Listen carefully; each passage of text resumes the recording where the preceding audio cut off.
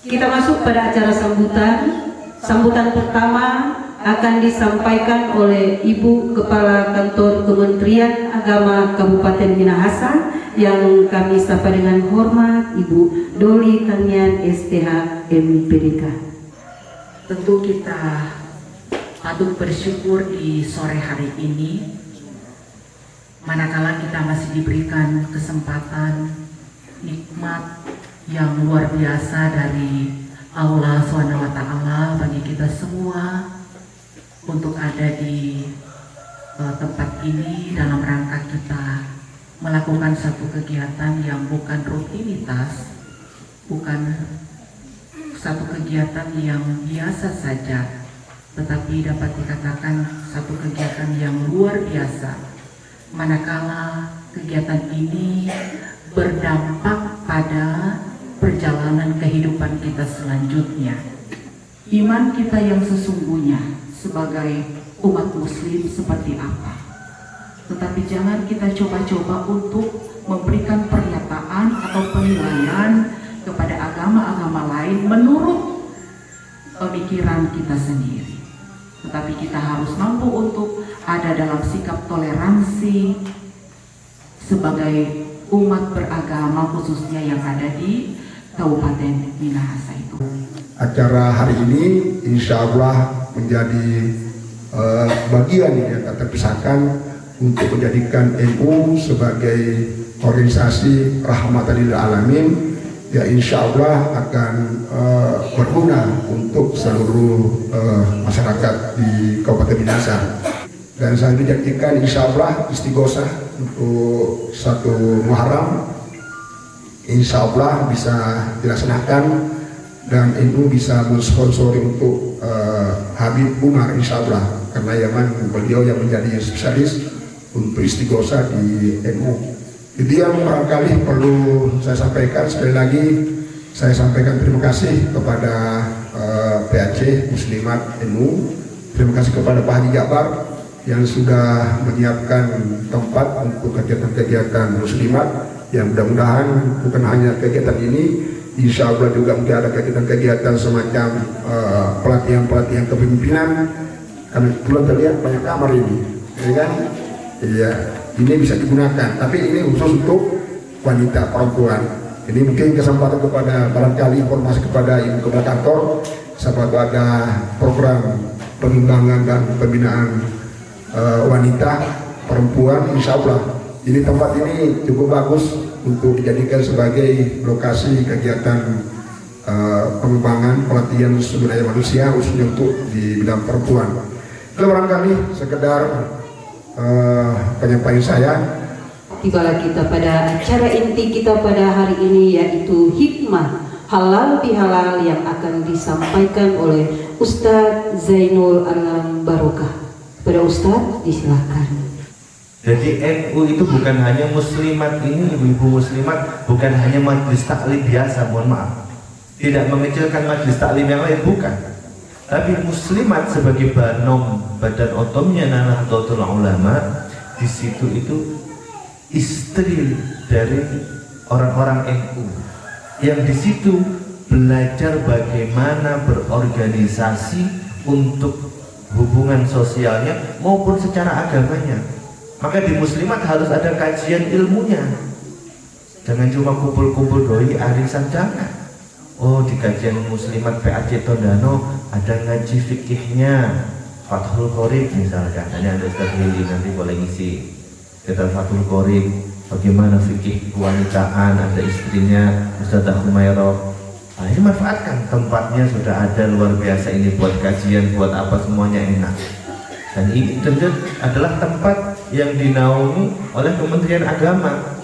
Maka ibu-ibu muslimat, ya Ibu Doli ini adalah Menteri Agama kita di Minahasa. Nah, pertemuan seperti ini kita laksanakan ya adalah setelah 1 bulan penuh. Tadi Ibu menyampaikan bulan puasa, sudah kembali ke fitri, sudah kembali ke nol, sudah dosa-dosanya sudah diampuni sama Allah. Tapi ketika 1 Syawal Nabi Muhammad itu didatangi malaikat Jibril. Ya, kemudian malaikat Jibril berdoa 3 hal yang diaminkan oleh baginda Nabi Muhammad SAW. Apa doanya 3 hal ini? Kata Nabi Muhammad, tadi malaikat Jibril berdoa, jangan terima ibadah umat Nabi Muhammad, ya kita semua ini, kalau dia durhaka kepada kedua orang tua. Bahwa dakwah itu dengan cara yang lembut, Dan di sini dikatakan, ibu-ibu, saya mau tanya ini, meminta maaf dengan memaafkan itu berat mana? Oh, ada yang minta maaf, ada yang memaafkan. Ternyata dua-duanya dianggap berat. Meminta maaf ada gengsi, kita nyata salah, kita yang minta maaf. Wah gitu kan, maka dianggap berat. Kemudian memaafkan juga dianggap berat. Dia enak minta maaf, dia yang salah pak kita. Sampai mati kita tidak mau kasih maaf pak. Biasanya mungkin dianggap seperti itu. Bukan hanya maafkan, wastaghfir lahum, mintakan ampun Allah kepada Allah untuk mereka. Jadi memang Bu, meminta maaf itu mulia, tapi memaafkan itu lebih mulia. Saya ulang, meminta maaf itu hal yang mulia. Biar kita tidak salah, kita tidak salah kok. Orang yang duluan, tapi mulia kalau kita mau meminta maaf duluan. Dan yang memaafkan walaupun kita yang terzalimi itu lebih mulia lagi. Bahkan diajarkan wastaghfirullah, kita meminta ampun untuk dosa-dosa dia. Ini Islam luar biasa. Itulah esensi halal bihalal sebenarnya. Jadi gimana esensinya? Menyambung silaturahmi yang putus, itulah halal bihalal. Kalau kita sudah berteman dan ada masalah, silaturahmi itu silaturahmi yang biasa. Tapi kalau menyambung silaturahmi, orang yang marah kepada kita, orang yang memutus hubungan dengan kita, kita sudah mau berteman dengan karena ngana so selalu, ngana so baca cerita kita dengan kejelekan kita, ngana so pinjam doi tidak kasih kembali, insya Allah dengan banyak kesalahan, tidak mau lagi bertemu, kemudian kita datang duluan. Itulah silaturahmi. Ar-Rahmanir-Rahim, Maliki Yaumiddin. إياك نعبد وإياك نستعين اهدنا الصراط المستقيم صراط الذين أنعمت عليهم غير المغضوب عليهم ولا الضالين رب اغفر لي آمين اللهم صل على سيدنا محمد اللهم صل على سيدنا محمد.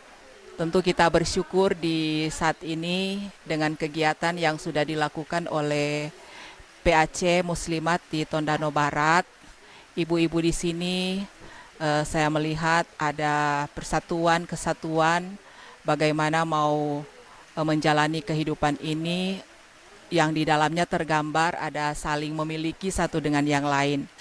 Nah, untuk itu kegiatan halal bihalal seperti ini, ketika kita menyadari siapa kita, maka kita akan mampu untuk mengevaluasi sampai di mana kadar keimanan kita kepada yang sudah memberi kesempatan kita menikmati kehidupan di dunia ini.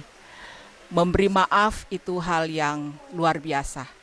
Kalau terjadi dengan kesadaran yang sepenuhnya bagi kita sebagai manusia yang menyadari kita ini tidak ada apa-apanya di hadapan Allah SWT.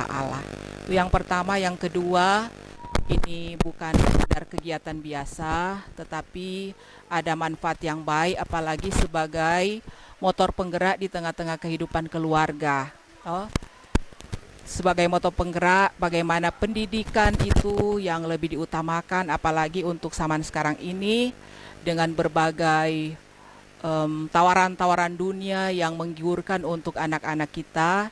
Peran dari orang tua, apalagi seorang ibu, sangat-sangat diharapkan untuk masa depan anak-anak kita.